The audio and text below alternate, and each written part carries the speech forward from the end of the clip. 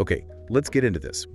When you're starting out with English, there's one skill that just keeps coming up in the resources.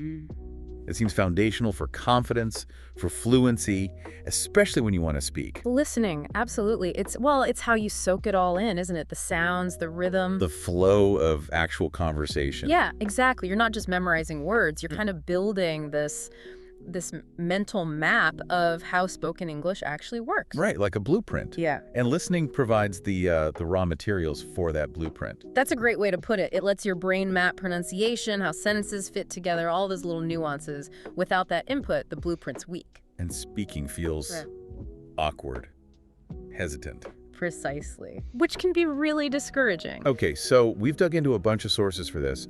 Articles, expert advice, research bits, all focused specifically on English listening for beginners. Right. And our mission here, our deep dive, is really to sift through all that information. Got through the noise a bit. Yeah, and pull out the really practical, actionable stuff from these sources. We want to help you get started effectively, build that listening skill without feeling, totally overwhelmed. So where do these sources say someone should actually, begin? What's step one for listening practice? Well, one thing that comes through really clearly is starting small and managing your expectations. Okay. Not expecting perfection right away. Definitely not.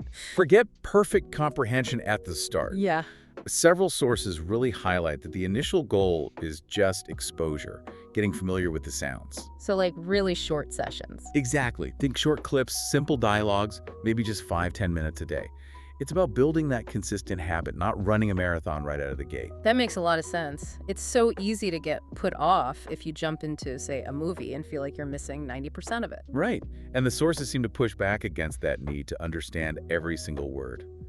That's a big one. Yeah. So what should you aim for? They stress that for beginners, aiming for maybe 70%, 80% comprehension, just understanding the main idea, the gist is a perfectly good target. Okay. Trusting your brain to fill in some gaps. Your brain is amazing at that. Inferring from context, trying to catch every single word. It's often counterproductive, makes you frustrated. Focus on the main message. And that consistent, even short exposure helps your brain learn to fill those gaps more naturally over time. Precisely. Think of it less like studying for a test and more like training your ear. Small, regular doses are really key. Okay, now, a big question that always comes up for learners, subtitles. Ah, yes. Are they a helpful tool or are they a crutch you should avoid?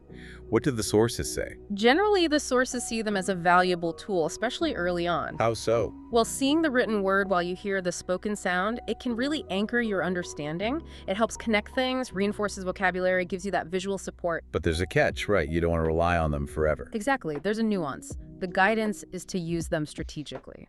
Meaning? Mostly, they recommend using English subtitles rather than subtitles in your own language. To keep you immersed in English. Right. It keeps your brain working in English. And then as you get more comfortable, you challenge yourself. Maybe listen again to something you watch with subtitles, but this time... Without them. Yeah. See what you can pick up just by listening. It helps train your ear to work independently. Okay, so English subtitles for support early on, but have a plan to reduce reliance or practice without them. Makes sense.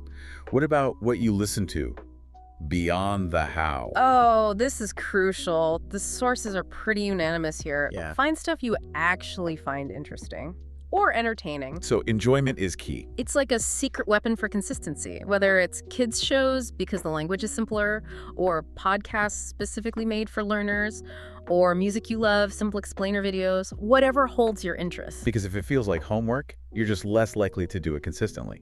Exactly. Motivation is huge.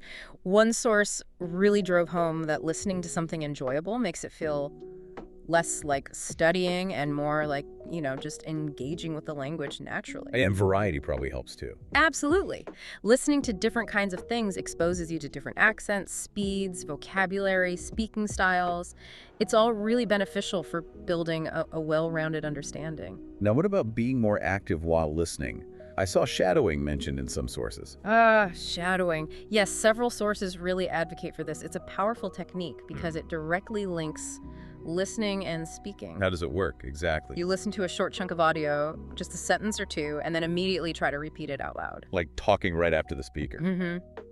The key is trying to mimic everything, the pronunciation, the rhythm, the intonation, as closely as you possibly can. That sounds like it might feel a bit strange at first, almost like you're interrupting or talking over them. It can feel a little unusual, yeah, but it forces you to pay really close attention to how English is spoken, not just what is said. By trying to copy the sounds and flow, you're actively training your mouth And your tongue, everything. to make those English sounds more naturally, based directly on the correct input you're hearing. And the sources also encourage using the tools we have available now, right? Like playback controls. Oh, absolutely. Don't be afraid to use technology.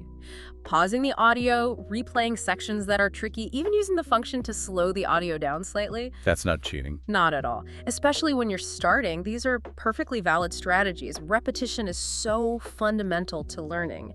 Using those tools to re-listen just helps hammer those language patterns and words into your brain. Okay, so we've covered starting small, managing expectations about comprehension, using subtitles smartly, finding enjoyable stuff, active techniques like shadowing, using tech. How does all this connect specifically to building speaking confidence? Right, this is that fascinating link the sources emphasize, all that consistent listening. It's building that internal blueprint we talked about earlier. The mental map. Exactly. The more you hear correct pronunciation, natural phrases, the rhythm of English speech, the more those patterns become available in your own mind when you want to speak. So the listening is the input that directly informs your output, your speaking. Precisely. Yeah. You're not just passively hearing, you're internalizing the actual sounds and structures you need to produce fluent speech yourself. So when people say train your ear, you're quite literally training your mouth at the same time, in a way. That's a perfect way to think about it. And techniques like shadowing make that connection really explicit, right? You hear it, then you immediately try to say it. You're closing that loop between listening and speaking. Exactly. Actively engaging that feedback loop. What about those moments, though, and they definitely happen, where you just feel completely lost? Someone's speaking way too fast, or there's a bunch of words you don't know. It's easy to feel discouraged then. Oh, completely normal. And the sources definitely address this. Patience and persistence. They're mentioned again and again. They're your best friends here. So don't panic. Don't panic. Don't feel like you have to understand everything or keep up with native speed right away. The advice is generally to find content that's maybe slightly challenging, but not impossible. The comprehensible input idea. Sort of, yeah. Something you can mostly follow but still pushes you a little, and then gradually increase the difficulty as you improve. And really importantly, celebrate the small victories. Like understanding a phrase you missed before. Exactly, or getting the main idea of a slightly longer clip than last week. Those little steps forward are where real confidence builds, incrementally. And going back to the tech tools, using slowdown features or replaying is key when speed is the issue, I suppose. Absolutely. Your ear will adapt to faster speech over time, but only with consistent exposure. Slowing it down initially helps you catch things you'd otherwise miss. So drilling down, it really feels like consistency is the absolute bedrock message from all these different sources. It truly is. That point comes through so strongly, making it a daily habit, even if it's just for 5 or 10 minutes. That small amount really helps. Way more effective, according to the sources, than one long listening session once a week. Yeah. That consistent, frequent exposure adds up significantly. It's like building muscle, right? Short, regular workouts beat occasional marathons. That's the idea. Build that daily habit. Yeah. Find those little pockets of time, commuting, doing chores, whatever works for you. And mindset matters too, right? Some sources touched on that. Yes, that's a good point. If you approach listening feeling stressed or anxious about understanding everything, it can actually block your ability to process the language. So try to relax about it. Try to approach it with curiosity, maybe, rather than pressure. Yeah. Find a quiet spot if you can, maybe use headphones to help focus, and just accept that making mistakes or not understanding everything isn't failure. It's just, well, part of learning. Okay, let's try and wrap this up then. Pulling it all together, based on what we've seen in these sources, building your English listening skills as a beginner.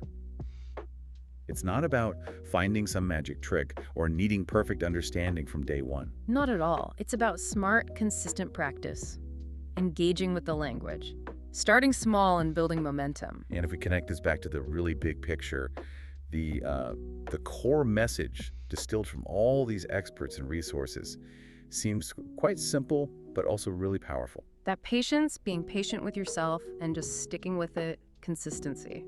Those are genuinely the most effective tools you have. Right.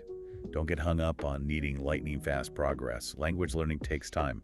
But the sources consistently show that even those small daily listening chunks, 5, 10, 15 minutes. They might seem tiny day to day. Yeah, but they compound. They add up hugely over weeks and months. And they directly feed into building confidence, not just in your ability to hear and understand English. But also feeling more comfortable, more ready, more capable when it's your turn to actually speak it. So here's something for you, the listener, to think about. How could you maybe take just one or two of these ideas we've talked about today, things pulled directly from the sources, and weave them into your daily routine? Starting tomorrow, perhaps. Yeah, just think about how actively bringing listening into your life, even in those small moments, can start to shift your relationship with English. Making it less like a task you have to do. And more like an enjoyable habit that actually connects you more deeply with the language.